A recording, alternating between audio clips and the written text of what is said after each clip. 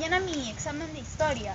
Es sobre la domesticación de las llamas en la época preincaica, en la colonización. Oye, creo que he visto un video sobre eso de alumnos de la UPC, deberías verlo, en verdad. Es ¿Y es súper bueno? dinámico, sí, es súper dinámico y informativo. Ay, ojalá, porque de verdad necesito bastante información. Sí, te lo enseño ahora si A quieres. ver.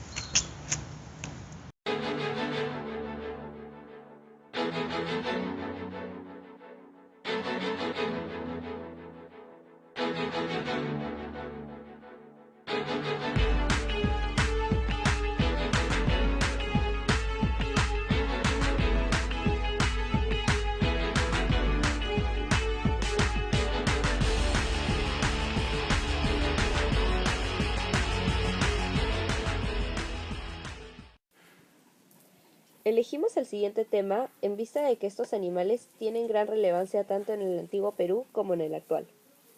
En el pasado solían utilizarse como animales de carga. Su carne era para la alimentación y su piel era muy útil para la realización de abrigos. Con los avances tecnológicos en la actualidad, casi ya no son utilizados para estos fines, aunque en muchos lugares siguen siendo de gran necesidad. Su piel es utilizada para costosos tejidos, lo cual es un ingreso para los pobladores. Es así como podemos observar la relación que existe en la domesticación de estos animales en la actualidad y el antiguo Perú.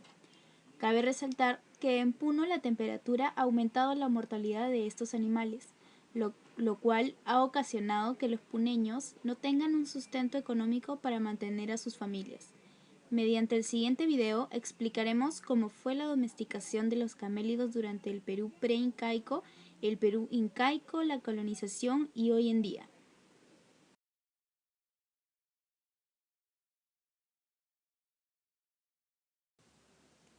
Durante largos años de investigación, se han encontrado depósitos que documentan la transición del uso de venados a camélidos como fuente principal de alimento. Y luego, durante los años 6200 y 4500 a.C., su domesticación. Estos restos fueron encontrados solamente en las zonas altas de la Puna. Por lo tanto, se piensa que su domesticación fue en el Perú. Se conoce además que estos animales fueron el alimento esencial para los habitantes nómades de aquella época, y la producción de la lana era una de sus actividades principales, dado que se les brindaba abrigo. Su domesticación se dio a través de los años. El indio fue conociendo territorios y comportamientos de estos camélidos, y fue así como llegaron a amaestrar a estos animales. Llegaban a parear distintas especies genéticas como la llama y la vicuña, para crear nuevas especies como la alpaca, y así aumentar su rebaño. Estos pobladores vivían de los beneficios que estos animales le brindaban. Si bien la relación que había entre nuestros antepasados hace más de 11.000 millones de años era depredador-presa, estos animales han sido de gran ayuda para nuestra supervivencia y desarrollo. La influencia de los camélidos durante el incanato. Si bien antes del incanato ya se criaban llamas y alpacas, fue durante este mismo que se logró optimizar sus usos. Cabe resaltar que el incanato fue el imperio más amplio y próspero que se vio presente en toda América del Sur, representando casi 2 millones de kilómetros. Es por ello que para poder movilizarse por todos los territorios andinos hacía falta de algo. Es ahí donde entra nuestro no muy apreciado, pero indispensable camélido, ya que estos durante muchos años fueron principal medio de transporte para las civilizaciones andinas. Como bien nos menciona el cronista Andagoya, andaban las recuas de llamas cargadas de mercaderías que eran cosa admirable, y tan grande la cantidad que cargaba una provincia a otra. Se considera también que estos animales podían cargar hasta 60 kilos en tramos difíciles y aguantar distintos cambios de temperatura. Estos transportaban principalmente personas, animales, cántaros de agua, cerámicos y diversos materiales de labranza. Se dan cuenta cómo estos camélidos facilitaron el transporte, haciendo posible que los insumos llegasen a lugares muy accidentados. No podemos dejar de lado su consumo, ya que en la época incaica se solía comer la carne de llama o alpaca hembra. Se considera que esta tiene un ligero parecido con la de cordero, dejando de lado la carne del macho, ya que era muy dura. Esta les proporcionaba altos contenidos proteicos y muy bajos niveles de grasas. Por otro lado, su lana ha sido utilizada por los antiguos indígenas gracias a su docilidad y propiedades como abrigo de alta calidad. Se sabe que el uso de estas pieles en los sectores andinos fueron fundamentales, ya que en estas zonas las temperaturas durante la noche pueden alcanzar los 16 grados bajo cero. Su lana también fue utilizada para fabricación de sogas y trenzas. Los antiguos indígenas comprendieron que estos animales, gracias a sus características y utilidades, tenían una sinfonía única con la tierra, pachaguas, lo cual los convertía en animales dignos de venerarlos. Es por esto que se crearon una gran variedad de cerámicos con forma de camélidos como la del hombre llama, una clara representación de la unión histórica entre el hombre antiguo y los camélidos, vicuñas o llamas. La lana en la época de la colonización. La lana de los auquénidos, como son las llamas, alpacas, vicuñas y guanacos, fue muy utilizada en el imperio incaico y, como anteriormente se ha mencionado, fue un factor muy importante para la economía indígena en la etapa de la conquista, pero todo cambió debido a las reformas borbónicas. Antes de explicar esta importante transición, primero explicaré un poco del antecedente de los usos de la lana. Los obrajes se realizaban en haciendas alejadas del centro limeño, que eran como una especie de mini fábricas que estaban en constante y ardua mano de obra. En resumen, este sistema funcionó de manera efectiva porque el único puerto que estaba activo era el de Lima. Entonces, todos los países deseaban comercializar y hacer distintos negocios con esta imponente ciudad. A esta época se le puede llamar el auge de la lana, ya que la producción era masiva. Durante los siglos XVI y XVII gobernaron los reyes españoles conocidos como los Habsburgo, que impusieron un sistema tributario desordenado.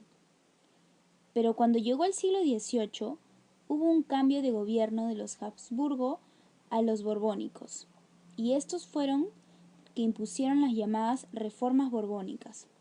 Fueron diversas reformas, pero una de ellas afectaba al comercio de los tejidos.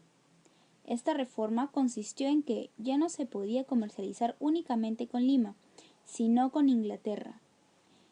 También Inglaterra podía comercializar con nosotros. Por lo tanto, esto afectó a los indígenas que producían tejidos, porque ahora los ingleses importaban textiles de igual manera y los costos empezaron a bajar. Además, preferían comprar textiles importados porque pensaban que eran de mejor calidad. De esta manera, poco a poco los textiles fueron llegando a su época de decadencia, ya que las fábricas textiles se encontraban en la sierra del Perú y eran difíciles de movilizar hasta Lima por las escasas rutas y por el tiempo que tomaba traerlas.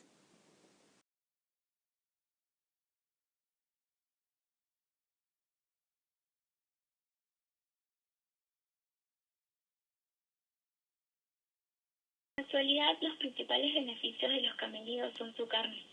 Se sabe consumir carne de alpaca y llama. Charqui de alpaca. Sin embargo, escasamente 6. La carne deshidratada de alpaca, charqui, se ha logrado incorporar a los supermercados de Lima y gracias al proyecto de 17 socios de la empresa transformadora de carne de alpaca, Azángaro, ubicada en Puno. Agroemprende del Ministerio de Agricultura financió el plan de negocio Públicas y privadas. Los principales centros de consumo son las ciudades de Puno, Juliaca y en Cusco las ciudades ubicadas en Sicuani y Urubamba, siendo Cusco uno de los mayores productores de carne roja de alpaca. De acuerdo a las proyecciones del estudio de mercado, es probable que en los próximos años habrá más consumo que producción en las regiones de Puno y Cusco. La alta calidad nutricional y biológica de la carne de alpaca, la disponibilidad de recursos, ya que alpacas y llamas consumen pastos naturales cortos y fibrosos y tienen una buena capacidad de digestión. La disponibilidad de recurso humano adaptado a de las zonas altoandinas ligados a sus hábitos, costumbres y su cultura andina son grandes ventajas para consumirlos.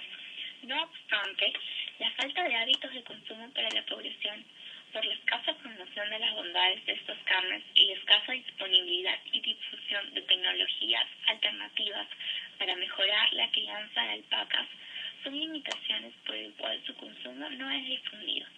Es necesario mejorar las técnicas de crianza y manejo genético, promover convenios comerciales entre grupos industriales y grupos organizados de productores, generando alianzas y trabajo coordinado para la difusión de esta carne sumamente beneficiosa. Por otro lado, en la Sierra Azul del Perú, más de 25.000 animales murieron por nevada, según INDECI, en el mes de septiembre del presente año. En los departamentos de Apurímac, Cusco, Huancavelica y Junín, donde destacan los camellos. Cuando hay nevadas, afecta al ganado, que es la principal fuente de ingreso de las familias del pueblo del altiplano, dejando a los camellos sin pastos naturales. La fuerte nevada que experimentaron en zonas altoandinas del sur del Perú afectó en gran mayoría a los camellos. Por tal razón, el presidente Ollanta Humala anunció la creación del seguro alpaquero para proteger esta especie de camellos sudamericanos que se ha convertido en la principal fuente de ingresos de las familias campesinas que viven en las provincias de la serranía. El presidente garantizó a las familias que perdieron sus ganados ahora van a ser compensadas, declaró en su discurso. Además, encargó al ministro de Agricultura la elaboración del seguro y estimación del presupuesto que requería para ponerlo en marcha. En suma, los camellos están mejor adaptados a las condiciones de la puna, tanto